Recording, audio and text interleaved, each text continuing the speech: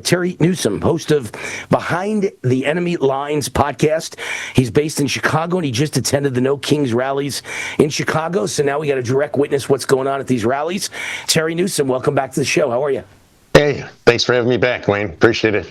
My pleasure. So you attended two, not one, but two No Kings rallies in Chicago on Saturday. By the way, why were there two? Is there one in the city, one in the suburbs? Why There was dozens. I just went to two by my neighborhood. Yeah. Wow. One in Glen Ellen, one in Naperville. They were everywhere. Right. There were a lot of people at them. These were well-attended events. Oh, yeah. There's an organization named Indivisible. I'm not sure if you are familiar with them. They're national now. Tons of money, Soros money. They have chapters everywhere in the last few years. They even help them make and promote signs in advance of the event. So it's a Soros-backed event. Yeah, no surprise to me. Soros is in the middle of everything bad in this country. He should be deported. He should be arrested. He should be indicted. Something's got to happen with Soros. His money should be tied up and seized. Yeah. But in any case, you were verbally and physically assaulted multiple times. Tell us what happened, and also lead with. My first question is, why were you assaulted? Were you wearing a MAGA hat? I mean, how did they know that you were on our side? No, I go in there peacefully. I on purpose, right? Just to ask them, why do they think Trump's, king? Do they support Tren de Largo, the Venezuelan prison gang that's all over Chicago? And I don't get confrontational until they start attacking me. And I mean, either they verbally attack me, I'm a Nazi, they hit my phone. The Indivisible guy actually lied to the police and said that I pushed him. Thank God I had it on my camera, and he's shaking his head. He's like, they try to have me arrested because they don't want us talking to him and filming how crazy they are. They're absolutely crazy people. And these are not peaceful protests, correct? Not. No, they're supposed to be, but they're not, and they don't want any of us questioning them. And what's straight? I'm 64, and I'm like a young spring chicken. They're all like the old boomers. They really are. They're like the old boomers. It's crazy. I swear, about 75% of them are old boomers. And then not a lot of young people. Like, they're not getting college students at these events. No, but the young ones are in downtown Chicago, right? With the Antifa and stuff, and that's where the big one is, and it's where a lot of crazy stuff is. But these older people that are our age and older are just. They're just crazy. I mean, some of the stuff, they make no sense. For one of the videos, the woman asked me, how fast do you go when you drive your car? I go, I speed. I knew where she was going. I go, I speed all the time. See, you break the law. I said, well, when I get caught, matter of fact, I got a ticket on the way home. I got a ticket today. So when I get caught breaking the law and speeding, I get a ticket, like these illegals. They break the law coming into America, and that was her comparison to me being an American citizen getting a ticket to an illegal person slithering across our border. I mean, absolutely absurd and crazy. I had a confrontation with an Antifa guy. He turned his flag into like a sword, like he was practicing for medieval knights. And he put it down. He's like, "Let's go. You want to get maced?" And they're just nuts, really are. Crazy. Everything bad is symbolized by Chicago. You got the rallies, the No Kings rallies and Antifa rallies in Chicago. And then I just saw last week another massive wilding event in the Loop in Chicago. And every single person I saw was black. They were all black kids wilding down the street in the Loop, yes, over the Loop. The business district of Chicago called the Loop. I've been there a million times. And you got so many problems in Chicago. I don't know how anybody walks down the street, certainly at night in Chicago anymore. It seems like impossible. Yeah, it's crazy. Remember when Maduro was captured, and then like within 24 hours they had this massive event downtown. All the communist organizations, all communist. And I met a buddy down there, and there was a illegal woman. She was Venezuelan. My friend spoke Spanish.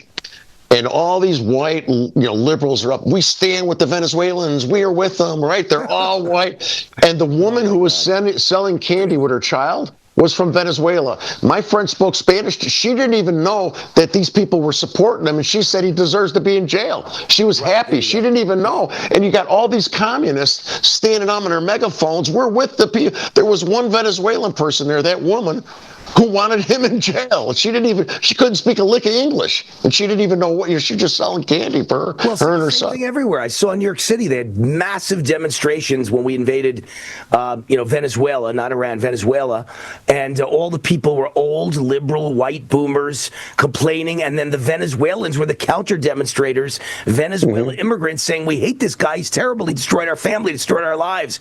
They were all for Trump. They loved Trump. By the way, in America, all the Iranians love Trump. Every loves what Trump just did. So and the Gulf states all love. They don't want us to leave. They say America needs to finish the job and regime change and get these people out. So I see here last month at the Chicago ICE Center, I'm not sure what that is, ICE Center, a female Chicago Antifa woman spit in your face, and the police will not arrest this person. What happened there? Yeah, so it's called the Broadview. It's the Chicago ICE. Yeah, it's the detention center. You see it on the news all the time, right? You see, because we go. It's right by my house, and there's a guy named Carlos Alvarez Arenos. He's a Dominican banking family, very wealthy. He has an organization called American Opposition. He's funded by Soros. He's behind all these No Kings. Matter of fact, you guys got to look into this. Carlos Alvarez Arenos. He's behind it. He organized this one on January 17th. There was a young Army vet that was beat up by 6 Antifa guys. There was a girl that was beat up. And then actually a couple weeks after that, I was there on a different day, and Antifa was there, and she spit in my face. She spit right on me. It's on camera. I sent it to your guys. And all I asked her is, what do you guys think about Iran? She turns around, you leave them alone. I ask them just questions. Yeah, she came up to me and spit in my face. And I got it on camera. They won't arrest her. And the girl who got beat up really bad when Arenos was there, I mean, it's all on camera. Mine's on camera. They're not arresting her. The mayor works with those people. The mayor, Katrina Thompson of Broadview, works with these people that are protesting, and Antifa and all of them. And she's okay with it. Matter of fact, on the 17th, the state police, who are, believe it or not, are on our side, right? They were finally brought in, and they told the girl, Emily, who's on our side, say, be careful. We were told to stand down. Be careful. There was no police where multiple, Republicans were assaulted. Yeah. I saw a No Kings rally, a video online. I don't know what city it's in. I forgot. I don't remember anymore if I saw it at the time. But I don't know what city it was in. But there was a white guy on our side, on our team, dressed as an ICE officer. He was not an ICE officer. He was a counter protester dressed in like a uniform that said ICE. And I saw the Antifa people on the other side. There's a No Kings demonstration on Saturday. I saw them beat him so badly on camera. They kicked him in the face like 30 times. Yeah. And he got to have a massive concussion. I'm surprised he might even be alive. I saw him get up, but he looked stunned, and I'm sure he has a massive concussion. And that could be debilitating for the rest of your life. There were no police in sight. Nobody went to his aid. No one tried to stop it. It just was truly amazing. It's a bad situation because these blue cities. Yeah. If you're in a blue city, Terry, there's nobody to help you. There is no backup. It's scary. I hope the feds, I hope the feds do something, especially with what's going on with Antifa in Chicago, right? And since they're considered terrorists. Terry, you think the feds are going to come in there? And I'm telling you, they came into Minnesota and they left with their tail between their legs, and it turned into a disaster. And I told Trump, don't go into blue cities because it's a trap. They're going to destroy you. They're going to kill you, or you're going to kill one of them and make us all look bad. Right. We're losing the PR war. Cities, I'm telling you. Yeah, we're losing the PR war. Yep.